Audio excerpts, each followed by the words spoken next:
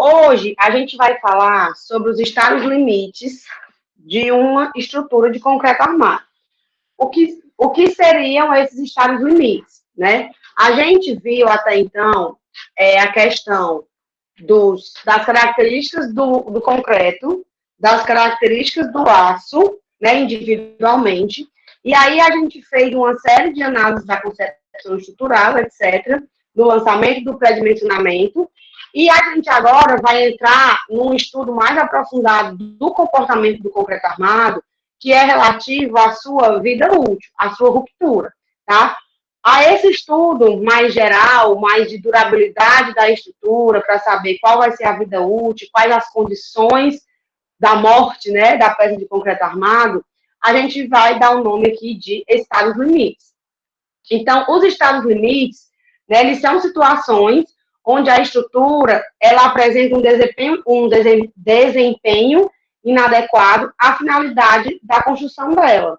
Ou seja, uma edificação habitacional, ela foi construída para abrigar pessoas. Se a laje desabou, né, a laje do piso desabou, eu não posso mais abrigar pessoas ali, então essa minha estrutura não conseguiu atingir a minha finalidade de projeto.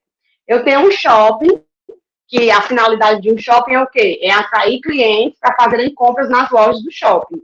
Mas aí todas as lajes do meu shopping, elas são muito deformadas e formam, tem muitas fissuras nas paredes. Então, as pessoas, os clientes, não se sentem à vontade de ir comprar naquele shopping. Então, o shopping não está sendo procurado por clientes. Logo, a estrutura não está obedecendo ao desempenho, né, não está tendo o desempenho para qual ela foi projetada inicialmente. Então, assim, os estados limites são os estados onde a estrutura se encontra imprópria para uso. Tipo esse pilarzinho aqui, ó, que está aqui do lado esquerdo da foto. Né? O que aconteceu aqui? Eu tinha um pilar, inclusive muito bem armado, né? A gente consegue perceber que nós temos aqui uma taxa de armadura bem conservadora. Entretanto, apesar de termos aqui muito aço, o concreto, ó, ele não resistiu e a nossa estrutura colapsou. Eu posso morar num lugar onde o pilar esteja desse jeito aqui? Sem condições, né? Aqui vocês percebem que é uma esquadria, né? As esquadrias, eu acho lindo como fica aqui as esquadrias. Eu adoro ver. Olha o que eu vou falar, eu adoro ver a chuva caindo, né? Porque fica muito legal. Exatamente. A esquadrilha aqui totalmente empenada, ela fez assim, né, também junto. E a parte daqui é porque a foto não é completa, mas ele tá, ó, absolutamente de primeira, tá? O efeito foi só aqui nesse pilar. Então, assim, apesar de a estrutura não aparentar sintomas de que vai desabar, tipo agora, né, a gente não pode morar, a gente não pode frequentar, nem trabalhar em um local onde a gente tenha pilares nessa situação. Então, a estrutura ela está imprópria para uso, tá? Independente de quão corajoso você seja, né, para entrar. E a mesma coisa é quando eu tenho uma viga muito deformada, que causa muitas fissurações, e começa a desmanchar, começa a deteriorar muito rápido as minhas vedações que dividem as salas de aula, por exemplo, de uma escola. Se eu não tenho mais parede isolando dois espaços, essa minha estrutura ela está imprópria para uso. Então, quando a estrutura está imprópria para uso total ou parcial, a gente diz que a estrutura chegou no seu estado limite. É como o concreto, né, uma peça de concreto armado, ele é como uma pessoa estressada. Então, ele vai aguentando, aguentando, aguentando, aguentando. E quanto mais velho ele vai ficando, menos ele vai aguentando. E aí chega uma hora, ó, que ele lota e ele chega no seu limite. Quando ele atinge o seu limite, ele fica impróprio para uso, porque ninguém mais aguenta chegar perto dele. É igual a pessoa estressada, né? Quando está no seu limite, que começa a desgovernadamente esculhambar todo mundo, aí ninguém aguenta mais ficar usando aquilo, né? Ficar perto daquilo. Então, o concreto armado, ele é uma pessoa raivosa, tá? Então, assim, além dos aspectos econômicos, né, e estéticos que a estrutura deve ter, a nossa estrutura projetada, ela também tem que atender a alguns critérios de qualidade. Não é só o barato é o mais importante, não, tá? Assim, a questão econômica, né, ela é super importante, porque se eu não tiver dinheiro para construir, eu posso ter o projeto mais lindo que for, né? Ele nunca vai sair do papel. Então, o projeto ele tem que ser economicamente viável, tanto o arquitetônico quanto o estrutural. Então, assim, mas nem tudo é economia. Então, eu também tenho que prezar por uma coisa chamada, por algumas coisas chamadas requisitos de qualidade. O primeiro deles é a segurança. Eu estava hoje rolando minha timeline do Instagram, e aí eu estava vendo que uma postagem de um canal de engenharia estrutural que eu sigo, e ele postando sobre pilares de treliça, né? O que são esses pilares de treliça? A treliça, ela é um elemento formado, essas treliças pré-montadas, né? Ela é formada por 3 barrinhas de ferro, deixa eu ver se eu consigo desenhar, ela é tipo assim, né? Formada com, aí eu tenho aqui um arranjo de ferro que faz isso aqui nela. Uma barra aqui que vai amarrando essas 3 barras. Essa treliça aqui, ela é uma armadura projetada para uma vigota de laje pré-moldada. Todo mundo aqui já viu na vida uma laje pré-moldada de vigotinha, que é o que a gente chama de valterrano, né? Tem a vigotinha com as treliças saindo dela, ou então a vigotinha de concreto armado em T, ou você tem aqui uma basezinha de concreto com as trelicinhas saindo de cima, assim, formando de aço, ou então é uma vigotinha assim, tá? Onde a gente tem aqui uma armadura dentro. E aí, essa treliça aqui é uma armadura que é aplicada nesse tipo de laje. Aí, o que acontece? A galera está usando isso aqui para fazer pilar. Na verdade, a galera usa isso aqui para fazer pilar. E isso aqui não é armadura, não é aço para resistir esforço de compressão de pilar. Então, porque é mais barato. Tava vendo, aí eu fui ver os comentários, né? Realmente, é bem mais barato. Mas, galera, preço não é tudo, né? Não adianta você ir para um caminho barato se você está pecando pela segurança. Então, a segurança, ela está em primeiro lugar, acima de qualquer coisa. Você tem que garantir que a sua estrutura vai ficar em pé, ela não pode cair. Então, segurança sempre em primeiro lugar. Claro que a gente vai procurar o quê? A engenharia como um todo, né, a análise estrutural, o setor das estruturas, ele busca sempre alternativas que sejam seguras e o mais econômicas possível. Por isso que a gente faz todo um estudo da concepção estrutural para sair limpando, né, as estruturas e tentando ali de toda forma obter estruturas menos onerosas. Mas nem sempre é possível. Então a gente tem que ter a consciência de que a segurança ela vem em primeiro lugar. A gente tem que obedecer também aos requisitos de bom desempenho em serviço. O que seriam esses requisitos? O bom desempenho em serviço é aquela estrutura que dá conforto e uma boa estética, e é uma sensação de conforto para o usuário. Basicamente, eu vou falar assim a priori, depois eu vou aprofundar um pouco mais. O que seria essa sensação de conforto? Eu estou aqui dentro do meu quarto. Meu quarto ele foi reformado recentemente, e aí eu tenho todas as minhas paredes muito bem acabadas, amassadas e pintadas, sem nenhuma fissura aparente, assim como o meu forro falso de gesso, que eu também olho para cima e vejo que está tudo na santa paz de Deus. Entretanto, quando eu saio e vou ali para a área de serviço da minha casa, existe uma fissura, que isso é real, tá? Isso realmente é real. Existe uma infiltração, na verdade, que vem de uma tubulação que desce lá do 5º andar, lá da cobertura do condomínio, e passa por dentro de todos os apartamentos. E essa tubulação, que é uma tubulação exclusivamente do hall da área de lazer do 5º andar, ela está apresentando uma série de vazamentos e está dando infiltrações em algumas unidades. A minha é uma delas. E aí, no teto da minha área de serviço, tá lá, uma infiltraçãozinha, tá? Mas, o que é que acontece? Eu entro lá, eu olho para aquela infiltração e eu sinto um desconforto de estar ali. Sinto mesmo, assim, um desconforto e tudo. Mas eu sei, eu, Paula, engenheira civil, sei que aquilo ali não vai cair na minha cabeça. Mas a minha irmã não sabe que não é engenheira civil. Então, quando ela chega num lugar onde ela olha para cima e vê uma laje altamente fissurada, altamente deformada, que ela consegue perceber, o que é que ela vai pensar? Eu não quero estar aqui. Essa laje vai cair na minha cabeça. Então, a estrutura, toda a estrutura de concreto armado, ela vai se deformar e ela vai sofrer fissurações. tá? As fissurações e as deformações, elas são normais do material. Entretanto, elas não podem ocorrer em excesso. Se elas ocorrerem em excesso, a estrutura deixa de ser boa e passa a ser uma estrutura que não oferece um bom desempenho de serviço. Se você não se sente confortável ali, você não está usufruindo, né, de de todo o serviço que a estrutura poderia estar lhe oferecendo. Então, ela não tem um bom desempenho em serviço. E também a durabilidade. Né? A gente tem uma norma conhecida por NBR 15575, né, que saiu agora, bem recente, que ela nos obriga a fazer uma estrutura que tenha um projeto de vida útil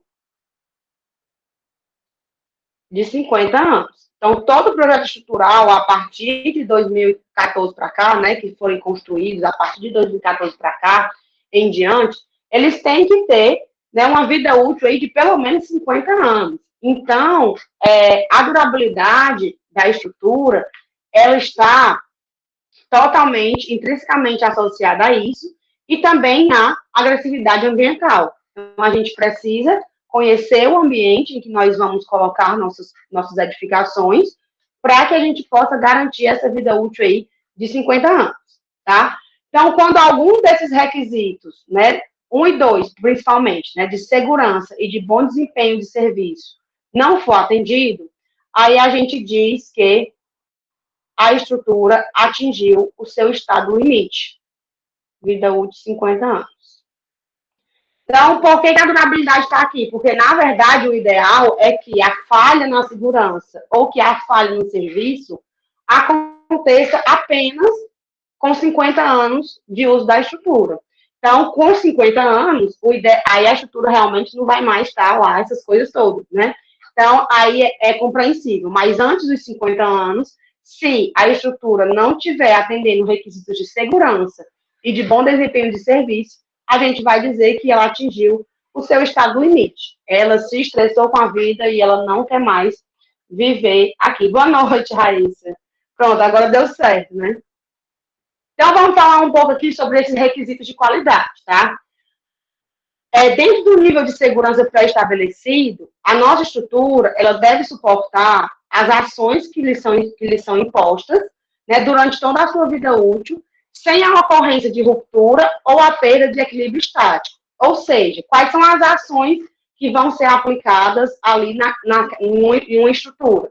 A gente tem as ações de peso próprio, né, o peso próprio do material, o peso próprio da estrutura, que aí são todos os elementos fixos que a gente vai ter do próprio material do concreto armado, do revestimento que vai estar ali, né, do revestimento do piso, das paredes, grandes equipamentos que sejam fixos da estrutura. Então, tudo que tiver ali, sempre que compuser a estrutura, vai ser uma carga que eternamente vai ficar sendo aplicada naquela estrutura.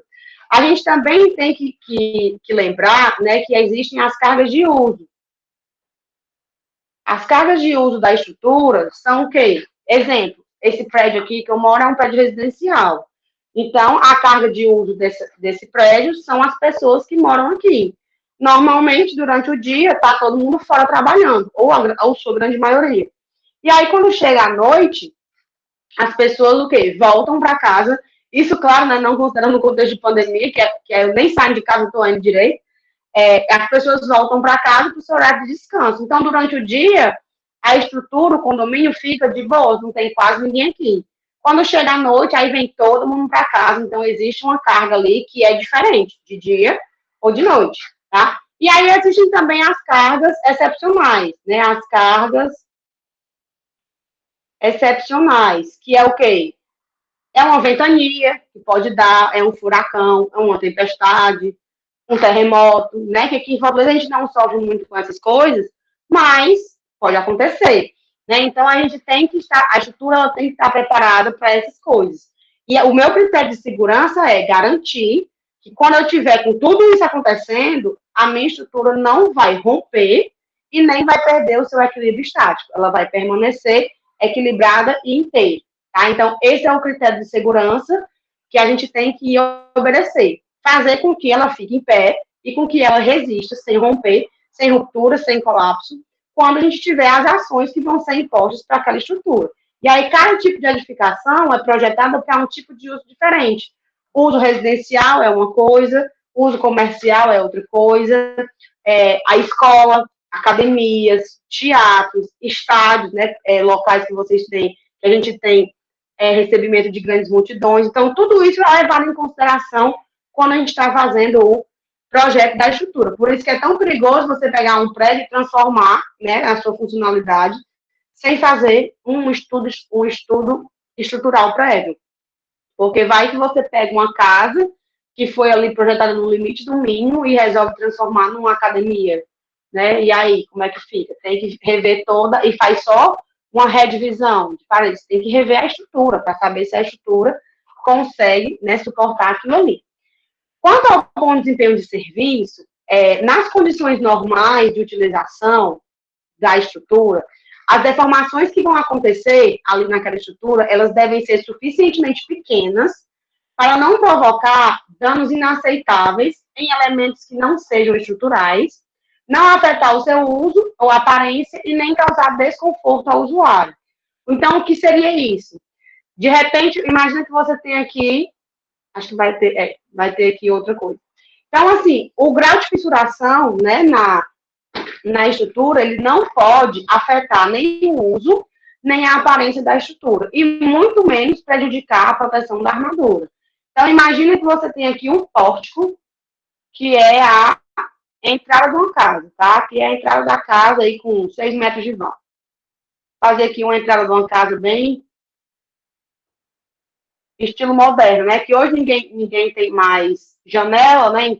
Na entrada, essas casinhas da caixa, né? Que é só o duplex. Aí aqui é o portão de entrada. Então, você fez aqui o pilar e a viga. Aí aqui tem o portão da passagem do carro.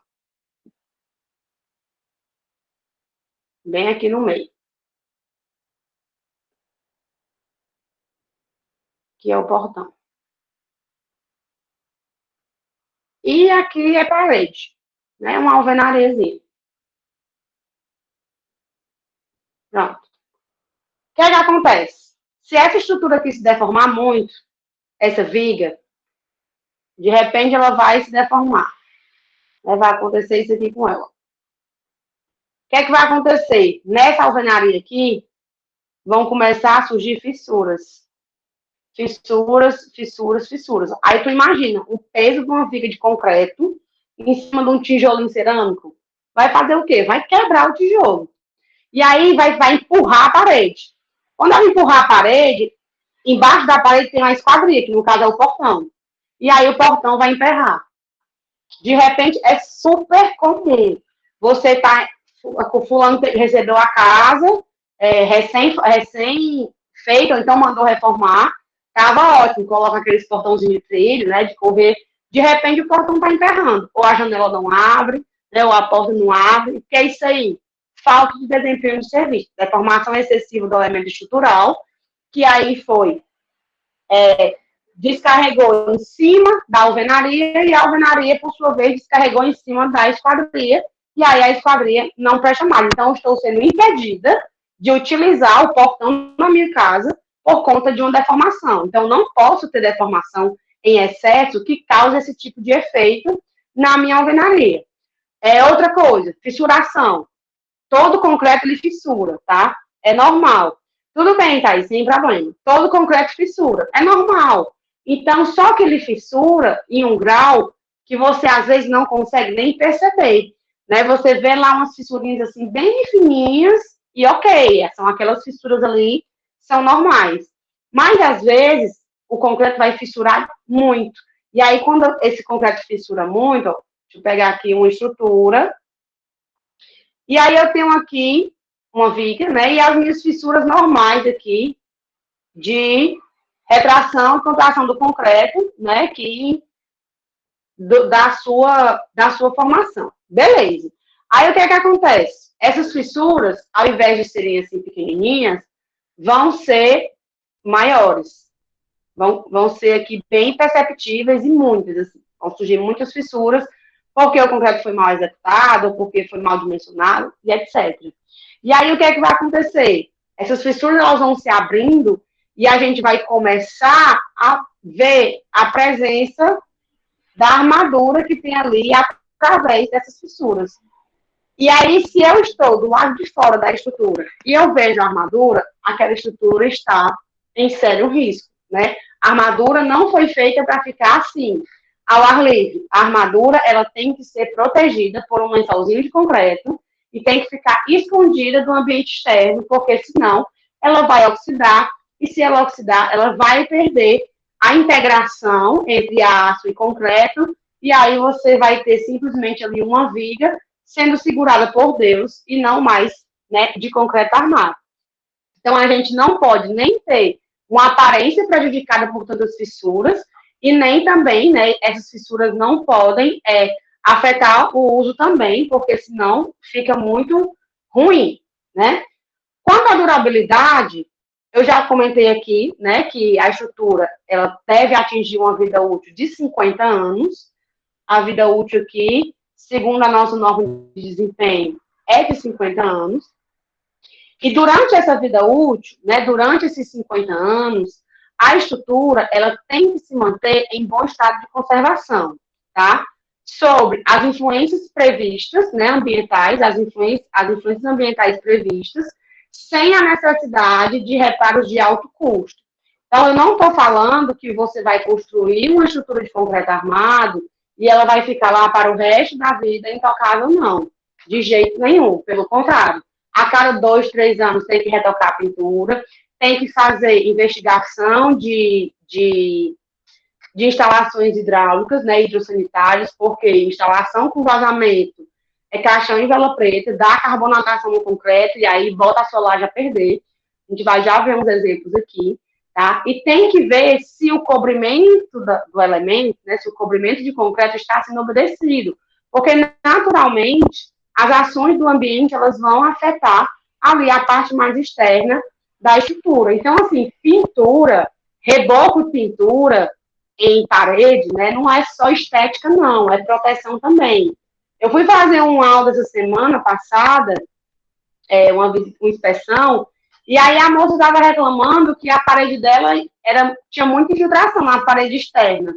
Aí quando eu botei a cabeça para fora da janela, por fora era só o tijolo. Não tinha reboco, não tinha pintura, não tinha nenhum revestimento. E aí a gente foi disso, ó, vai continuar acontecendo enquanto você não rebocar a sua parede externa. Por quê? Porque o revestimento, ele não é só estética, ele é proteção. Então não adianta ela te colocar até cerâmica por dentro e ainda assim continuava, sabe? Porque não adianta você embelezar tudo por dentro e esquecer do ambiente externo. Então, a gente tem que dar o mínimo possível, né, para que a gente consiga aí viver, chegar nessa vida útil da estrutura sem maiores problemas. Então, se eu vou construir aqui, eu vou comprar um apartamento. E aí eu recebi esse apartamento. A construtora me deu uma garantia de vida útil de 50 anos. Então, por 50 anos, não é para ser necessário que eu faça reforço de estrutura, tipo, eles calcularam errado, e aí o pilar começa a nascer daí, mesmo sem infiltração aparente. Isso aí é um problema estrutural. Não é preciso, não é para eu precisar ajeitar isso, né, antes da vida útil da minha estrutura. A não ser que haja aí uma infiltração, e aí por isso que a gente tem que dar uma manutenção periódica e fazer sempre verificações. Né? O primeiro sinal de vazamentos tem que ser investigado e tem que ser sanado para evitar que se danifique a estrutura, tá? Eu não gosto muito de forro de gesso por causa disso, porque gesso esconde vazamento e aí a gente acaba tendo problemas, né? Então, aqui são alguns problemas, ó, com a durabilidade da estrutura que acontecem bastante, tá? Essa primeira imagem aqui é uma estrutura de concreto, vocês podem ver um concreto muito heterogêneo, né? Olha aqui como está a graduação das britas desse concreto. Né? A gente tem britas gigantescas aí. Então, é um concreto bem florado, né? E aqui a gente tem a nossa armadura já totalmente descascada, ó. Aqui está o cobrimento. Aí, isso aqui é o final do cobrimento. que foi descascado e aí a armadura já está aqui, ó, totalmente oxidada ao redor. Chega já está manchando, né, o concreto restante.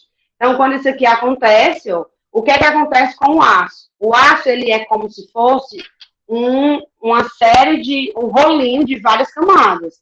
E aí, quando a peça começa a oxidar, as camadas, elas vão se soltando. É como se fosse uma pele de cobra, né? Que a cobra não troca a pele, e aí vai saindo outro cobra de dentro, tipo isso. Aí, quando vai oxidando, o concreto está aderido à parte mais externa. Na hora que eu oxido, que a parte mais externa se solta, né, e a parte de dentro fica sem aderência nenhuma, o concreto perdeu a aderência com o aço. E se eu não tenho a aderência do concreto com o aço, eu não tenho uma estrutura de concreto armado. Eu tenho uma estrutura de concreto que tem o aço lá dentro, perdido, sem saber o que fazer. Então, isso aqui, essa deterioração, ela acontece por diversos fatores. Um deles é o não respeitar, né, um dos principais é o não respeitar do cobrimento nominal exigido por norma, que foi o que a gente viu, né, uma das coisas que a gente viu na aula passada. A gente tem que respeitar o cobrimento para garantir que o concreto vai proteger a armadura, né, da oxidação. Aqui a gente tem algo similar, né, só que com uma viga, e aí aqui a armadura já está, ó, totalmente saindo, né, totalmente, como dizia minha avó, totalmente delariada, que não tem mais nem muito o que aproveitar. Você vê aqui que o concreto está muito mal adensado. A gente percebe o comportamento do mau adensamento do concreto aqui, ó, porque a gente tem muitos vazios. E muitos vazios é sinal de concreto mal adensado. Né? O vibrador não foi suficiente lá para eliminar os vazios desse concreto. E aí você cria concretos condenados a ter patologias. Né? E aqui as fissuras, elas vêm se estendendo aí pelo pilar, né? Então tá bem, bem ruim aqui essa situação. Aqui nós temos uma situação de tratamento de armadura. O que aconteceu? A armadura ficou exposta, né? E aí, e agora? Quem poderá nos defender? Esses dois rapazes aqui. Esse senhor aqui, primeiro, ele está fazendo uma limpeza da oxidação. Então, como é que é feito esse serviço? Vai escaneando todo o concreto para poder procurar até onde a oxidação do aço chegou. Então, tem que ir quebrando mesmo, com a espátulazinha, o martelo, ó, vai batendo bonitinho, até ver que o concreto, a armadura está intacta. Então, toda a parte que tiver oxidação tem que ficar exposta, você tem que quebrar todo o concreto ali ao redor. Até porque aquele concreto não tem mais aderência mesmo, ele está ali só fazendo peso. Então, você retira esse concreto. Aí, o que é que você faz? Você vai passar um removedor de oxidação, é tipo uma acetona, um tubinho de R$20, e você passa lá um produto para remover toda a parte enferrujada, né, toda a parte oxidada. E aí vai com escovinha, que é o que esse rapaz aqui está fazendo, vai com a escovinha limpando toda a armadura. Limpou a armadura, aí agora esse outro aqui entra em ação. E aí ele vem passando um primer, que é um primer antioxidante. E aí quando ele passa esse primer, a armadura não vai mais oxidar. Ele deu um tratamento ao aço. Esse primer, ele pode ser utilizado antes de dar um problema, por exemplo. Eu vou aqui construir, eu já vou colocar logo um tratamento na minha armadura. Posso fazer isso? Pode, parabéns, você está sendo show. Mas nem sempre a gente faz, né? Na maioria das vezes não é feito. E aí ele vai passando esse primer, e depois que passa o primer, aí vem e refaz a capa de concreto de baixo, né? Que aí esse novo concreto, ele vai aderir a essa armadura que agora tem um primer, que não vai mais enferrujar, né, com tanta facilidade. É assim que se trata uma laje, e não assim. Professora, esse primer que chama, é? Primer, Ele vai proteger, ele já vem isso nessa estrutura, e aí tem que recolocar, ou é uma coisa que você coloca... Não, é uma coisa que você coloca mais. O aço, ele vem como Deus quer, né, protegido por Deus. Aí, quando ele entra em contato com a água, ele começa a oxidar. Aí, o primer, ele evita essa oxidação. Só que o Prime é caro, né? Tipo, uma latinha, tipo, R$ 200 uma latinha, e cobra ali uma área de, acho que é 18 ou 20 metros quadrados, uma coisa assim. Então, é um produto caro, para você sair passando assim, vou construir aqui e vou tacar Prime em tudo. Então, normalmente, a gente não aplica proteção, deixa para fazer mesmo quando o problema aparece, né? Mas é o certo, né? Mas é o certo, é um tratamento que você dá. Porque, assim, isso aqui, essa laje que eu estou mostrando, é a laje do meu banheiro social, aqui do apartamento que eu moro, que deu problema de infiltração, certo? Aí a síndica me notificou e meu pai está, inclusive, aqui essa semana comigo para acompanhar o reparo desta laje. Hoje de manhã, a gente quebrou o forro, tá? O forro falso. Ela me notificou porque apareceu um furinho no forro, que eu vou já mostrar para vocês aqui o que é que o forro não mostra. Aí, o que é que acontece aqui? Quando a gente abriu, o vazamento, ele acontece bem aqui, tá? Nesse cano aqui, que provavelmente nem é do meu banheiro. Por quê? Porque o meu banheiro, aqui é o ralo, esse caninho aqui é o cano que vem da pia. Deixa eu ver se eu consigo escrever aqui. Aqui é um ralo, né? O ralo central do chuveiro. Aqui é o cano que vem da pia, que vem pro ralo.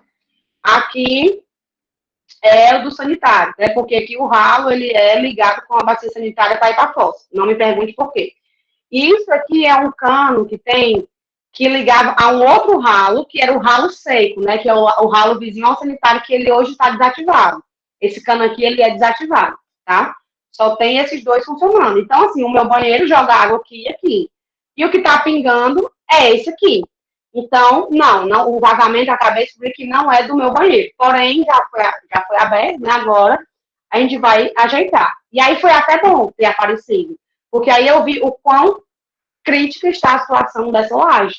O que a gente tem aqui? A gente tem uma armadura exposta há muito tempo, como vocês podem ver, ó, já tem há muito tempo isso aqui está desse jeito. E o pior de tudo, já foi feito um serviço anterior, onde a gente tinha isso aqui exposto. Onde tem esse bicho preto aqui, que vocês estão vendo, sabe o que é isso aqui? É aquela tinta impermeabilizante que você passa em piscina, tinta preta que você passa em muro para não subir água por capilaridade. Totalmente inadequado. Isso aqui você impermeabiliza o chão, se não impermeabiliza, a armadura, não. Tá? Eu quis mostrar essa foto porque tá aqui, aconteceu comigo. Né? Quando a gente tirou o pouco que eu vi, eu cheguei da Unicris hoje, aí já estava só um buraco, eu comecei foi a rir, porque eu não acreditei em tamanha barbaridade que conseguiram fazer aqui. Então, foi um serviço pessimamente feito, eu não faço ideia de quem fez isso aqui, mas fez um serviço totalmente errado. Então, está colocando em risco a vida das pessoas que estão aqui. Isso aqui, se não começasse a pingar, porque o pingo ele é bem pequenininho, ó. Tá aqui, eu até criei um novo quadro para esse canal, né? Isso o forro não mostra. Isso aqui era o que estava aparente lá embaixo, né? Esse aqui é o mesmo lugar quando ainda tinha o forro. O que estava aparente era isso aqui e isso aqui, ó. Isso aqui era um furinho de nada, que é exatamente onde pinga. Aí ficou pingando, pingando e abriu esse buraco. Só que aí pelo buraco a gente percebeu que estava vindo com ferrugem, né? Tanto aqui quanto aqui também, ó. Estava vindo com ferrugem, aqui também, né? Aqui em cima, deixa eu dar um zoom aqui. Eu aprendi a dar zoom, gente, tô tão feliz. Né? Aqui também, ó, fissuras, manchadas de ferrugem. Eu disse, opa, tem alguma coisa acontecendo aí. Esse vazamento, ele é mais antigo. E aí, quando a gente abriu, né, o forro, estava essa aberração aqui. Isso aqui é exatamente o que o forro escondia. Então, ó, armadura exposta, aqui, muita. E o pior de tudo, vocês estão vendo esses arames aqui, que eu estou circulando de verde? Aqui, aqui, aqui e aqui. Esses arames aqui, eles são os arames que seguram o forro, tá? O forro de gesso. Esse aqui tá amarrado na tubulação, para começo de conversa. Esses outros aqui estão amarrados na armadura que estava exposta. Ou seja, foi colocado um forro, eles abriram. Tá vendo isso aqui, ó? Essa correia aqui. Essa correia aqui, bem aqui. Isso aqui é a amarração original do forro. Amarração original do forro. Ou seja, fizeram o forro, né? E aí, quando fizeram pela primeira vez, colocaram aqui, ó, as grades para poder segurar o forro fixo na laje, bonitinho, né? Tá aqui ela. E aí é daqui que é para sair os arames. Só que quando foram ajeitar, que passaram essa tinta preta, esse asfalto aqui, amarraram os ferros que estavam aparentes. Ah, tem um ferro aqui, vou amarrar o arame. Gente, eu quis morrer quando eu vi, eu juro para vocês. E aqui tá aqui a tubulação, ó. Deixa eu ver essa manchinha cinza aqui. Durepox. Cano emendado com Durepox. Então, vocês pensam que já viram de tudo? Não, vocês nunca viram de tudo. Sempre vai acontecer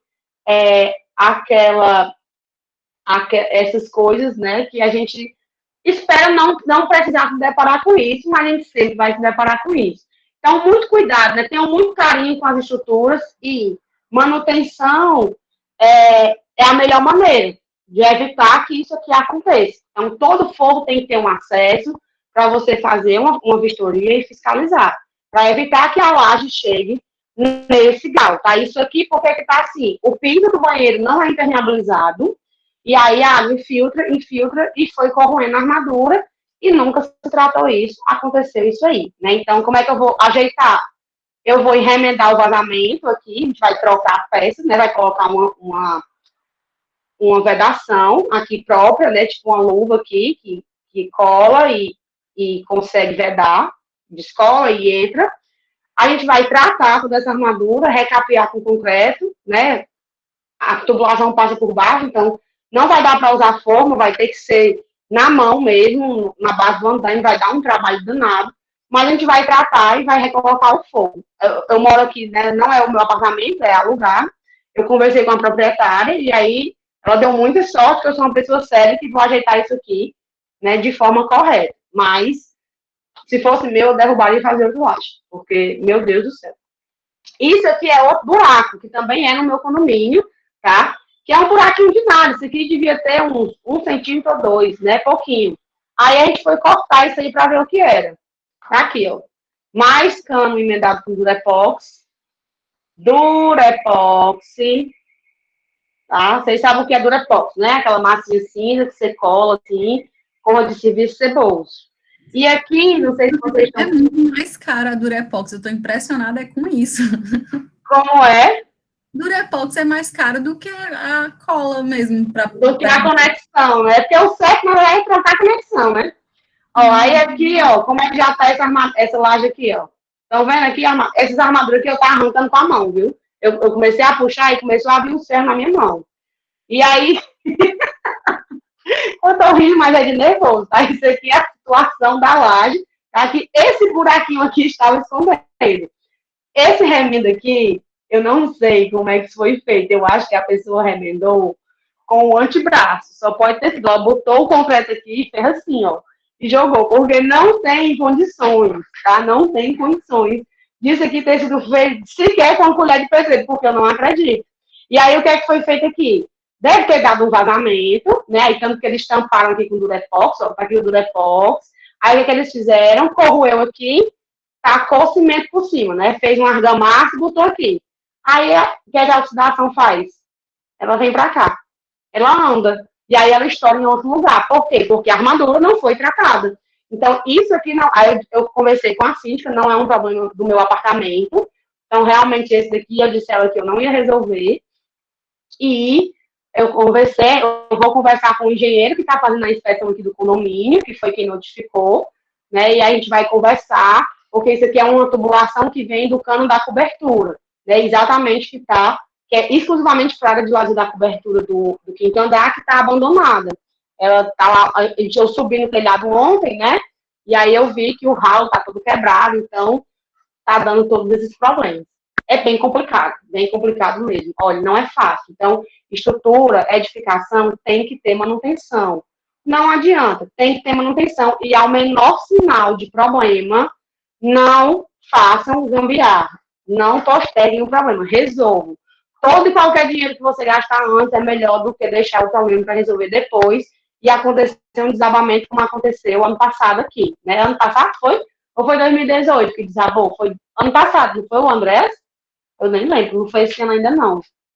Já fez um ano, eu não lembro quando foi.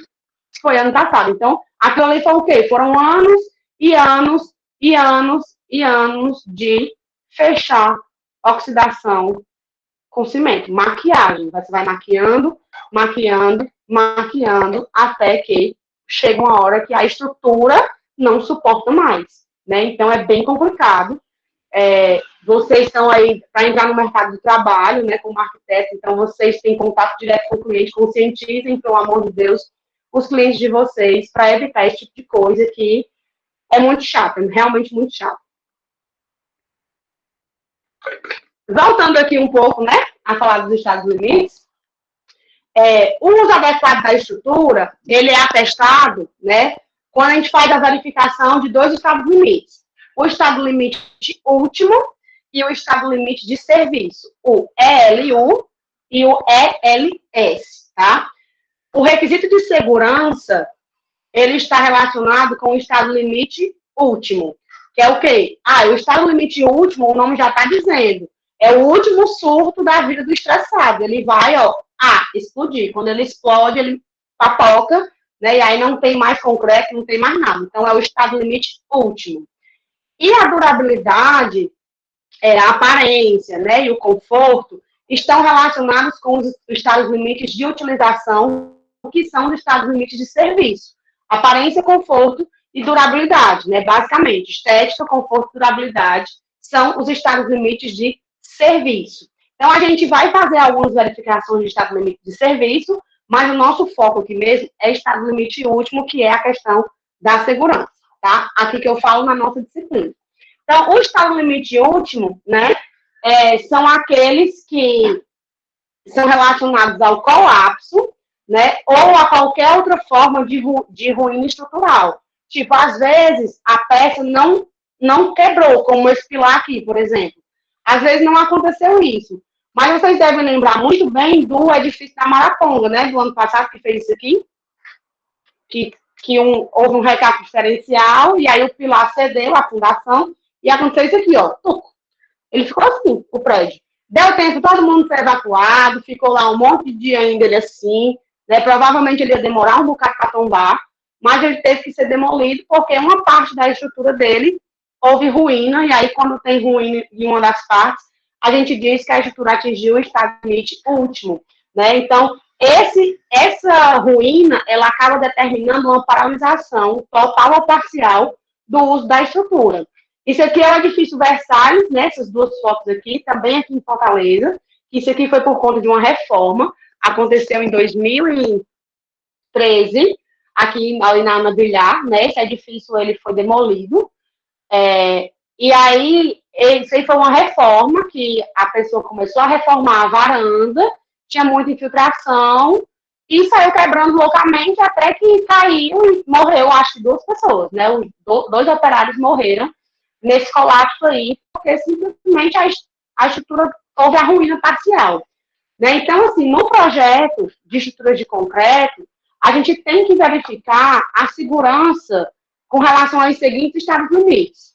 A ruptura ou a deformação plástica excessiva dos materiais. Como assim? O concreto armado ele é formado por concreto mais aço.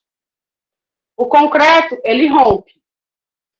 E o aço, antes de romper, ele escoa, tá? Por que a gente não diz que o aço rompe? Porque quando o aço vai romper, se ele for bem dimensionado, né, obviamente, se ele não tiver oxidado, quando o aço vai romper, ele já escoou tanto, que o concreto que está ali ao redor dele, por ser um material muito mais frágil, né, o concreto, por ser muito mais frágil, ele já se esfarelou todo. Então, o aço, ele não consegue romper, se bem dimensionado, porque o concreto, com toda a sua fragilidade, né, acontece que ele acaba, né, esfarinhando antes, e a gente vê e toma uma atitude para o aço não chegar, né, à ruptura. Então, o concreto, ele rompe, e o aço, ele só deforma. Eu costumo brincar que o concreto, ele é o explosivo, né, ele é o estressado, e o aço, ele é o dramático. O concreto, ele está aqui, ele não suporta mais e ele explode. O aço, não, ele fica avisando, estou quebrando, hein? ei, olha aqui para mim, tô sofrendo, ó, tô me esticando aqui para poder morrer, ó, olha aqui para mim, ele fica pedindo atenção, né? Então ele é mais dramático. O concreto, ele é pay-buff, não dá tempo de se arrepender. A instabilidade do equilíbrio ou a perda do equilíbrio da estrutura, né, que ela é admitida como um corpo rígido. Isso aqui foi o que aconteceu lá no predinho da Maraponga, quando eu tirei um apoio, né, aí meu equilíbrio ficou instável, minha estrutura ficou instável, eu perdi ali o equilíbrio inicialmente adotado, então a minha estrutura perdeu o sentido de ser. O estado limite último provocado, né, por solicitações dinâmicas, que aí é o caso de terremotos, essas coisas, e a transformação da estrutura em um sistema hipostático, que é quando você retira apoios. Como assim? Vou fazer uma reforma aqui, lá no condomínio, aqui embaixo. E aí tem muito pilar, vou sair tirando os pilares aqui. E aí eu saio tirando aqui, os apoios que eu não deveria, né? Isso acontece muito com a alvenaria estrutural, né? Que a galera gosta de tirar umas paredes, substituir por via, que é uma beleza. É assim uma loucura. Então, acontece que você pode acabar retirando, né, elementos que não poderiam. Isso aqui foi por conta de uma reforma, né, do Versalhes, e foi quebrado onde não podia, e aí acabou rompendo. A laje estava muito, muito, muito ruim já, porque ela cultivava plantas aqui, né, como vocês podem ver, e aí tinha muita infiltração direto na laje, tá? Então, varanda, gente, não foi feita para ter planta não, viu? Varanda, se for ter planta, tem que ser avisado, porque normalmente ela não é projetada para isso. Então, não coloquem plantas em excesso, obviamente, tá? Na varanda. Não encham piscininha de plástico das crianças para colocar na varanda, por favor. Essas cargas não estão previstas, pode dar um problema mais sério, tá? O estado limite último, ele também pode ser atingido, né, por uma ruptura de uma ou mais partes da estrutura, né, ou pela instabilidade do equilíbrio. Então, isso aqui foi aquela ponte em Gênova, na Itália, também, que desabou, não lembro quando, ou foi ano passado, ou foi ano retrasado, eu não sei mais o que foi que aconteceu em 2018 e em 2019. Mas foi aquela ponte lá na Itália que desabou, né, um colapso, assim, bem, bem pavoroso. Então, essa ruptura, ela pode acontecer pelo esmagamento do concreto ou pela deformação plástica excessiva das armaduras, sendo que esta última é uma armadura mais convencional. Como eu já falei, o concreto, ele é um material frágil. Né? Por quê? Porque ele tem uma ruptura frágil. E o aço, ele é um material dúctil. Por ser frágil, o material, o concreto, ele rompe repentinamente. Foi aquilo que eu falei, ele está aqui, sob pressão, sob pressão, sob pressão, aí ele não aguenta mais, de repente, ó, ele explode. Ele é explosivo, ele é passional. O concreto, ele está aqui, com ele é 880, tá? Ele está bem, bem, bem, até ele não está mais. Então, ele vai lá e quebra de uma vez. Já o aço, não. O aço, ele é dúctil. Se ele é dúctil, ele escoa antes de romper. Esse escoamento que ele dá antes de romper é um aviso que ele fala assim, ó, tô quebrando aqui, ó. Tô quebrando aqui, ó. Vem aqui me ajeitar. Aí, se a pessoa ajeita, se tiver consciência. Se não tiver, aí ele vai continuar quebrando lá até dar o problema maior. E como é que eu sei que ele tá gritando isso? Né? Porque o aço, ele não fala. Aí ele fala, mas com uma linguagem diferente. Eu tenho aqui a minha estrutura, minha vigotinha, né? Eu tô falando viga, tá? Porque é o elemento mais simples da gente representar, mas pode ser uma laje também, são elementos flexionados. E aí, quando é o concreto que vai romper, aqui em cima a gente tem a nossa zona de compressão e aqui embaixo a nossa zona de tração, né? Que é o aço que resiste aqui, ó. Tração. Então, quando é o concreto que vai romper, a compressão fica aqui comprimindo, comprimindo, comprimindo, né? Esse elemento. E aí, de repente, ele não aguenta mais e, ó, começa a esfarinhar bem aqui, e aí, puf, quebra. Vai-se embora. Quando é com aço, é diferente. O aço, ele começa a escoar, né? Se a gente der um zoom aqui, ele vai começar a fazer isso aqui, ó. Vai virando um pilãozinho. A seção dele vira um pilão. E aí, ele vai esticando, esticando, e é bem aqui que ele vai romper. Aí, o que acontece bem aqui, quando vai rompendo? ele vai esticando e o concreto ao redor dele, ele não tem essa paciência de ficar avisando, olha, gente, eu vou quebrar, olha, eu estou sobrecarregado, me ajudem. O concreto não tem essa terapia toda, não. Aí, por favor, olhem para mim, olhem para mim. Aí o concreto, ele abandona logo o barco, e aí ele começa a se quebrar também, porque esse aço aí fica se esticando, eu não tenho essa elasticidade toda. Aí ele vai e fica quebrando, ele quebra. E aí começam a aparecer as fissuras, né? As fissuras de tração, que eu até comentei no vídeo da aula passada. Então, aqui aparecem as fissuras de tração. Com isso, colega, aí elas vão aumentando cada vez mais, vão aumentando, vão aumentando, vão aumentando. Então, você, mãezinha ou paizinho, né, tem tempo de ver, olha, essa viga está com problemas emocionais. Vou chamar aqui um técnico pericial e vamos ver qual é o BO que está acontecendo aqui. E aí essa viga provavelmente vai ser escorada, vai ser escariada e vai ser resolvido esse problema. Tá? A gente tem que fazer toda uma análise aqui. Então, o aço, como ele dá esse aviso prévio, a preferência é que as nossas peças, já que elas vão ter que romper mesmo, que elas rompam através dessa deformação plástica, né? Que seja com esse aviso prévio, porque aí pelo menos eu consigo tomar uma atitude, escolher morrer ou então escolher evacuar o prédio e tomar uma decisão.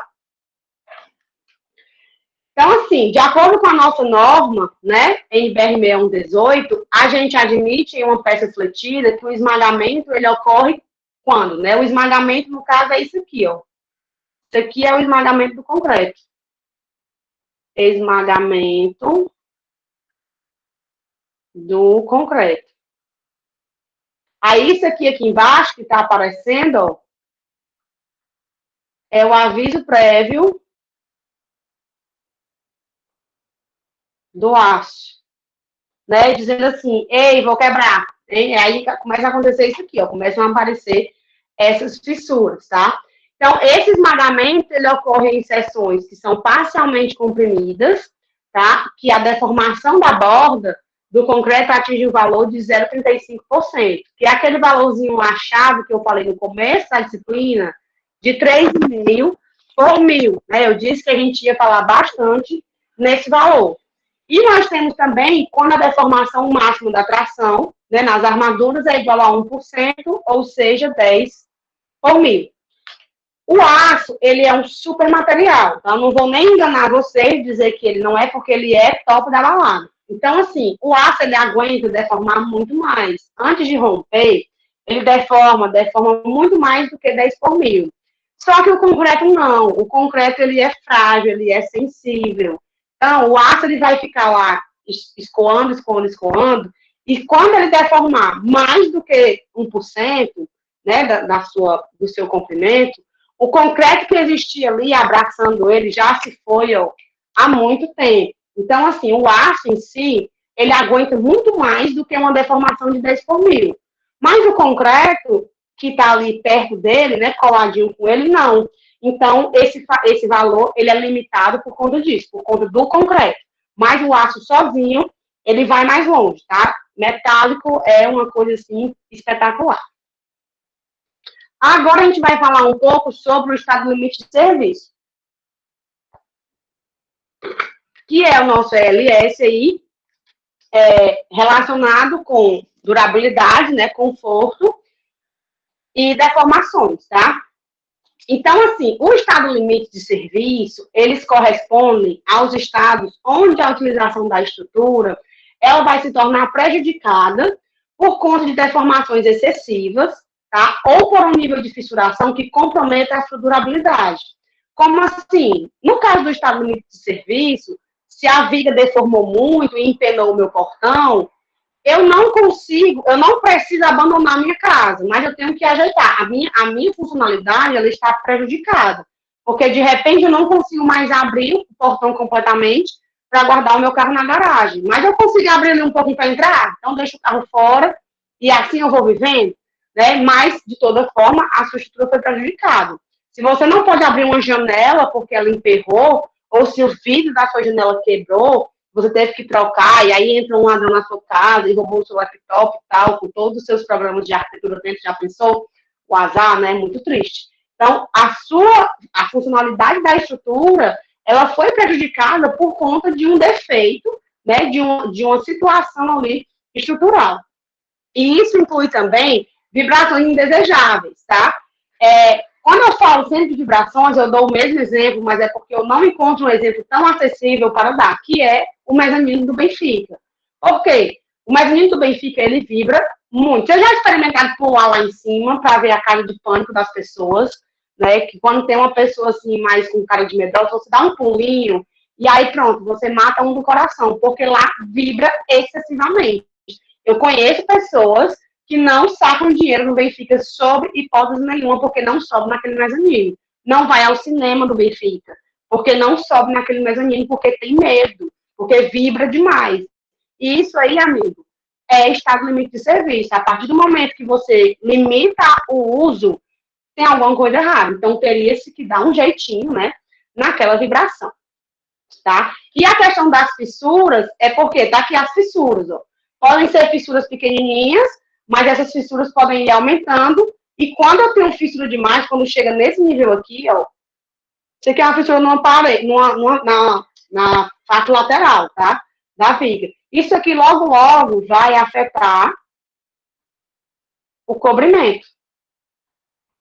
E aí, depois que afetar o cobrimento, chega na armadura, oxida a armadura, vira a laje aqui debaixo do meu banheiro. Então, não é bacana, né? Então, assim, no projeto das estruturas usuais, né, de concreto armado, a gente considera o estado limite de serviço como sendo deformações excessivas e abertura de fissuras, tá? A vibração é um caso mais específico que não acontece tanto, a não ser em vibrações mais característico em estruturas metálicas. Então, a gente faz o estado limite de serviço para vibração em estruturas metálicas, que é o caso do mezanino, tá? Lá do Benfica. Ali não é concreto, não. Ali é estrutura metálica. Então, o concreto ele vibra bem menos do que o aço. E aí, para o concreto armado, a gente faz verificações usuais das deformações excessivas e da abertura de fissuras. Tá? A gente vai fazer isso aqui mais lá na frente. Aí aqui também são alguns exemplos, né, do estado limite de serviço. O que é que pode acontecer? Aqui é a diferença entre fissura, trinca e rachadura. Né? A fissura começa fininha, depois ela vai aumentando ali, quando ela chega a ordem de em torno de 5 milímetros, né, entre 2 e 5 milímetros, e aí quando ela passa de 6 milímetros, aí ela já vira uma rachadura, né, e aí já é cruel. E aqui, pela rachadura, a gente já consegue ver, né, a armadura exposta. Então, não atinge, né, o estado limite de serviço. Aqui é o deslocamento excessivo, né, que é por conta da instabilidade do sistema, do excesso de deslocamento, e aí você tem fissuras ou trincas aparecendo em elementos que não são estruturais. Tipo, a alvenaria, ela tá lá, ela não vai acompanhar esse movimento do concreto e ela vai se deformar e vai trincar. Então, vão surgir trincaduras ali por conta do deslocamento excessivo horizontal do prédio. Isso tem que ser levado em consideração. E aqui, no caso, esse terceiro caso, é o que eu falei, né? É o deslocamento excessivo da viga, que faz com que a parede trinque e force a esquadria e com que a janela não abra. Então, vai ficar lá emperrado. E se for vidro frágil, ela vai quebrar, tá? É muito comum vocês verem janela trincada, tá? A trincadura é assim mesmo, vertical, ó, com excesso de compressão, tá? O vidro não suporta e aí ele trinca, por conta de deformação excessiva. Então, isso prejudica o uso da sua esquadria. Já pensou se vier uma criança e bate a cabeça sem querer numa coisa que já está trincado, e aí quebra e corta a criança? Então, assim, ou uma pessoa mesmo, né, que pode escorregar e cair. Então, é bem complicado quando você prejudica o uso da sua alvenaria. Aqui também é um prédio vertical, ó, com rachaduras aqui, né, sendo prejudicado aí. Isso aqui por conta da falta de um elemento estrutural, chamado aí verga contra verga, né, não tem. E aí acaba acontecendo isso. E aqui, eu não sei se vocês estão conseguindo ver, a laje está bem seladinha, né? Vulgo embuchada. Isso aqui é muito chato. Eu detesto ver deformação excessiva em meio de laje, porque fica super deselegante. Você desequilibra, você cai se não tiver cuidado, né? Porque o chão fica desnivelado. É ruim para acumular água. Menina, é uma loucura. Não, então, é super chato. Ah, não vai cair? Não vai não, mas é ruim, né? Então, não é confortável. Eu fui fazer uma inspeção esse final de semana, né, na mesma casa que eu fui, que eu acho que eu comentei aqui, e aí no terceiro andar, a menina, quando ela pulava o menino pulava na cozinha, vibrava tanto que os copos do balcão tremiam, né? Então, assim, esse tipo de vibração a gente tem que evitar também, tá? Isso aí, laje fina demais, né, acaba dando problema. Então, só relembrando aqui um pouco dos nossos diagramas de tensão e deformação do ácido concreto, né? Então, o concreto da compressão, a gente, para efeito de dimensionamento, a gente adotou, né, o diagrama de parábola retângulo. Lembrando aqui que a tensão admissível máxima, né, que a gente vai adotar é a de 0,85% da resistência de cálculo do concreto. Lembrando que a resistência de cálculo do concreto é a resistência característica dividido aí por 1,4, né? Vocês estão lembrados disso aqui lá dos primórdios da primeira aula. E aí nós temos essas duas deformações aqui, ó, do concreto. A deformação 2 por 1000 e a deformação 3,5 por 1000. No 2 por 1000, o concreto, ele plastifica. E no 3,5 por 1000, ele rompe. O que é a plastificação do concreto? É quando ele começa a esfarinhar, né? Ele vai perdendo a aderência e aí ele vai ficando tipo fofo, vai ficando assim afofado. Se você bater assim com 2 dedinhos, ele solta, né? Ali é o início da plastificação do concreto. No caso do aço, a gente adota esse diagrama aqui, tá? Tanto para aço com patamar ou como para aço sem patamar de escoamento, né? Que o aço CA50, ele tem um patamar de escoamento. O aço CA60, ele não tem um patamar definido, né? Então, ele tem isso aqui, na verdade, né? Ele não tem um patamar definido. Então, a gente vai simplificar e adotar esse diagrama para os dois tipos de aço, tanto CA50 quanto CA60. E a gente admite que ele é idêntico para os dois comportamentos, a tração e a compressão. Aqui no patamar, nós temos a tensão de escoamento, né, que é o FY, é a resistência ao escoamento, a tensão de escoamento. A nossa deformação limitante aqui, que é o 10 por 1000, porque é o valor máximo que o concreto aguenta. E nós temos aqui a deformação de escoamento, né, que é o EY aqui, escoamento. Essa deformação de escoamento, ela varia, né? Se a tensão se ela for menor do que, se o ES aqui for menor do que o ES aqui, tá, é o mesmo EY, for menor do que a tensão de escoamento, né, a tensão aqui vai ser dada pelo módulo de elasticidade vezes a deformação. Se for maior, aí a gente utiliza a tensão, a resistência ao escoamento aí de cálculo do aço, né, lembrando que o FYD é o FYK sobre 1,15, tá bom? E o FYD, ó, é o FYD sobre o ES. Então, a gente tem aí o diagrama de tensão e deformação do aço, a gente volta para ele um pouquinho mais na frente. Hoje, eu vou falar para vocês aqui dos estádios da vida do concreto armado, tá? Para finalizar por hoje. Então, o que são esses estádios? Existe um procedimento, os estádios eles são componentes de um procedimento para que a gente consiga caracterizar o desempenho da seção de concreto armado, tá? E o desempenho da seção de concreto armado, ele é caracterizado desde quando ele começa a ser carregado até o momento da sua ruptura. Então, essas fases de vida do concreto, né, que vai passando de fase em fase, ao longo do carregamento, a gente chama de estádios, tá? Não é o Castelão nem o Maracanã. É o estádio mesmo, são os estádios do concreto. Então, basicamente, o concreto ele tem 3 fases distintas. Estádio 1, 2 e 3. O estádio 1 é a infância dele, é quando ele é bebê, tá? É a infância. Aí o estádio 2 é o período mais longo da vida. Então, aqui a gente tem juventude mais adulto, né? Que é a nossa fase adulta. E o estádio 3 é quando ele já está pé no caixão, ele já é idoso. Então, vamos ver quais são as características de cada uma dessas fases da vida do concreto. no estágio 1 primeiro. Então, essa fase, o estágio 1, ela corresponde ao início do carregamento. Quando é que acontece o início do carregamento? O concreto, ele tá lá fresco, né? Frescão e tal, aquela sopa cinza. Aí a gente faz todas as formas, coloca a armadura dentro, joga o concreto dentro da minha forma. E aí eu vou esperar 28 dias até poder retirar a forma. Enquanto o concreto está dentro da forma, existe uma coisa chamada escoramento, que ficam lá as escoras segurando a forminha para a minha peça não empenar, né? Então, enquanto o escoramento está lá, a carga não é absorvida pelo concreto, ela é absorvida pelas escoras. E fica lá, na escora, na escora, na escora. Na hora que eu tiro o escoramento, que é quando eu vou fazer a desforma, o que acontece? O concreto, ele tem que se autossustentar, né? Ele vira autoportante nesse momento. Então, é quando começa o estágio 1, no ato da retirada do escoramento. Tirei o escoramento, aí o concreto ele vai ser autoportante. É quando nasce a primeira fase da vida dele, que é o estágio 1.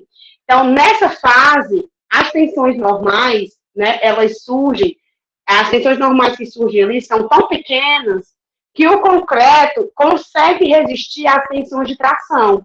E olha que a resistência do concreto à tração é muito baixa, né? Ela é cerca ali de 10% da resistência à compressão. Então, nesse caso, a gente acaba tendo um diagrama linear de tensões ao longo aí da seção transversal da peça. Então, nesse caso, é válida a lei de Hooke. Então, o que é que nós temos aqui? Ó? Nós temos a resultante no concreto comprimido, isso aqui é a resultante no concreto comprimido. E aqui é a nossa resultante no concreto tracionado. Eu tenho a armadura aqui, mas a armadura ainda está aqui de boas, porque o concreto sozinho ele está conseguindo resistir a esses esforços de tração. Então, tanto a gente tem deformação do concreto na compressão, como a gente tem deformação do concreto na tração, tá? Então, as tensões que surgem ali na zona tracionada, elas são menores do que a resistência do concreto à tração, que é cerca de 10% da resistência do concreto à compressão, né, que é o nosso FCK. E nós temos aqui as tensões no concreto comprimido, né, que, ok, esse X aqui é a posição da linha neutra, por sua vez, é a linha, né, vocês já viram isso lá em sistemas 1, é a zona neutra, onde eu tenho a transição dos esforços de compressão. Essa zona aqui é a zona de compressão e essa zona aqui é a zona de tração. Na linha neutra, eu não tenho ninguém, tudo aqui é zero, porque é neutro, tá? E aqui eu tenho a altura da linha neutra. Então, se a gente olhar aqui, esse é o momento que está resultante aqui no primeiro estágio, né, no estágio 1, a altura da seção transversal e a altura útil vindo aqui até o centro da armadura de tração. Então, no estágio 1, a gente vai levar, se a gente levar em consideração que o concreto ele tem uma baixíssima resistência à tração, então esse estágio, né, ele é inviável. Então, eu não vou dimensionar uma peça para que essa peça fique ali no estágio 1, uma vez que os momentos que o concreto é capaz de resistir à tração são muito baixos, então se torna inviável. Então, aqui a gente faz o cálculo do que a gente chama de momento de fissuração, que é quando a parte tracionada do concreto começa a fissurar. As cargas, elas vão aumentando com o decorrer do tempo, né? Assim que você tira, você tem um carregamento, e aí o concreto ele vai sofrendo o efeito desse carregamento.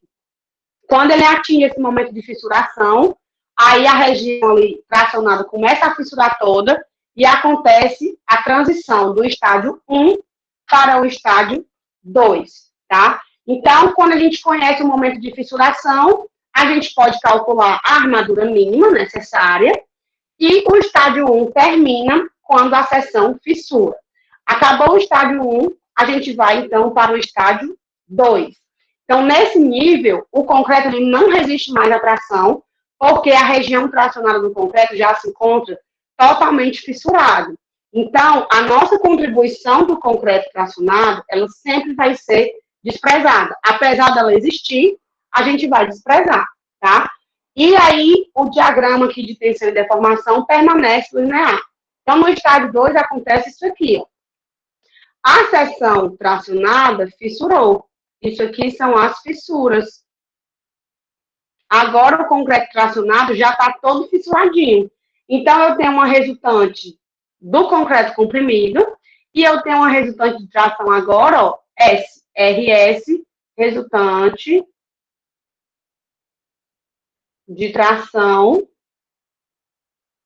no aço. Agora o aço assumiu o papel da tração, porque o concreto já morreu, né? O concreto fissurou ali, já não deu mais para ele. Então, a gente tem aqui as deformações do concreto comprimido e a deformação do aço, já acontecendo no estágio 2. E as tensões, elas continuam lineares aqui. Percebam que a linha neutra, ela está acima da posição em que ela estava no estágio 1. Por quê? Porque ela está, a linha neutra está acima de toda a zona fissurada aqui, lá no estágio 1, tá bom? Então, aqui no estágio 2, basicamente, esse estágio 2, ele serve para a gente verificar a peça em serviço. Ou seja, eu tenho um certo número, um certo valor de fissuração aceitável, então eu vou verificar de acordo com o estágio 2, né, com a segunda fase aí de vida, né, do nosso concreto.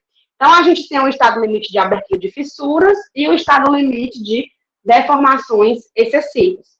Então, o estágio 2, ele termina com o início da plastificação do concreto comprimido. O concreto começa a plastificar quando ele começa a surgir bolinhas, né? Ele começa a esfarofar lá em cima, ali, na zona mais comprimida. Então, a gente parte para o estágio 3, que é a última fase de vida do concreto. Então, aqui, a zona comprimida do concreto, que é a parte de cima, né, já está plastificada, e o concreto dessa região, ele está na iminência de romper, ele está mole no molde, né, vai ou não vai.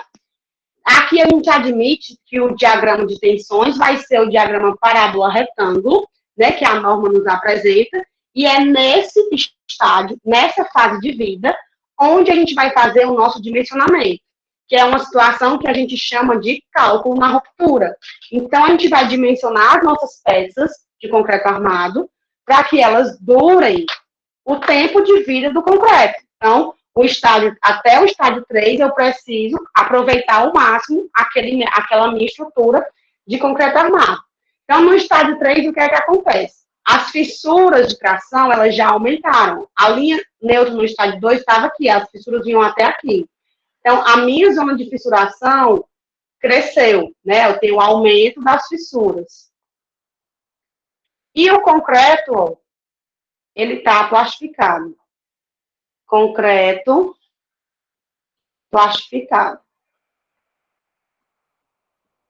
Esse concreto, ele plastifica quando a deformação do concreto comprimido atinge 0,2 por mil, 0,2% ou 2 por mil. Né? E aqui já é a deformação do concreto última, CU, né? Que é o 3,5 por mil, que é quando atinge aí a tensão máxima que o concreto pode resistir. E a deformação do aço continua aqui, lindíssima, né? Que pode ser aí até 10 por mil. Aqui é uma simplificação do nosso diagrama, tá? Que é o diagrama da parábola retângulo, que a gente tem aqui a deformação de 2 por mil e de 3,5 por mil. Aí, o que é que a norma nos faz? A norma nos permite simplificar esse diagrama, tá? Isso aqui que acontece é uma simplificação matemática para dedução do equacionamento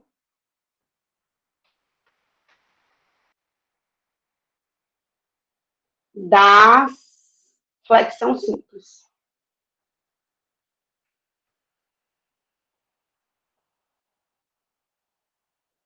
E a flexão simples é o sistema, né, de carregamento que a gente vai considerar aqui para as nossas estruturas, que a gente vai dimensionar elementos submetidos à flexão, que são vigas e lajes. E aí, lá no final, é que a gente vai falar dos pilares. Então, como é esse diagrama retangular? Né? É um diagrama simplificado, que ao invés de ele ter a altura da linha neutra, ele possui a altura de 0,8 da linha neutra, e a tensão aqui permitida, né, a tensão de compressão de cálculo, ela vai valer 0,85 ou 0,80 da resistência de cálculo do concreto. Vai depender do FCK.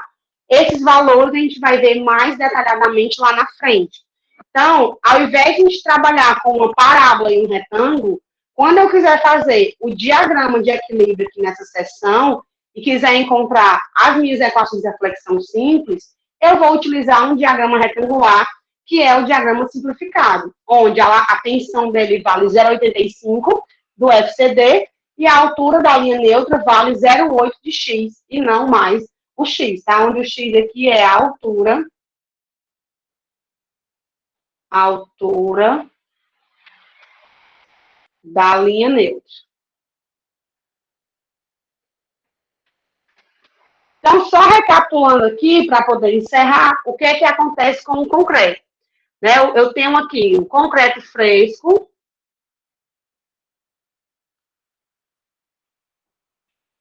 mais a armadura montada.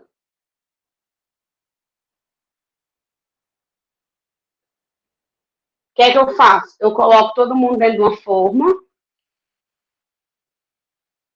e faço a moldagem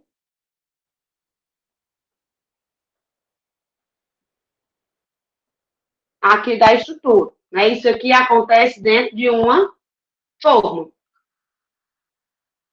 Aí passou ali o tempo, passou uns 28 dias, eu vou tirar minha forma e vou retirar o meu escoramento. Então, aqui eu faço a retirada do escoramento. Depois que eu retiro o escoramento, aí eu faço o quê? Eu vou agora, o concreto ele vira autoportante. E aí começa-se, então, a fissuração. Fissuração da zona tracionada. Né? O concreto tracionado começa a fissurar. Depois que fissura o concreto na zona tracionada, o que acontece? A plastificação da zona comprimida.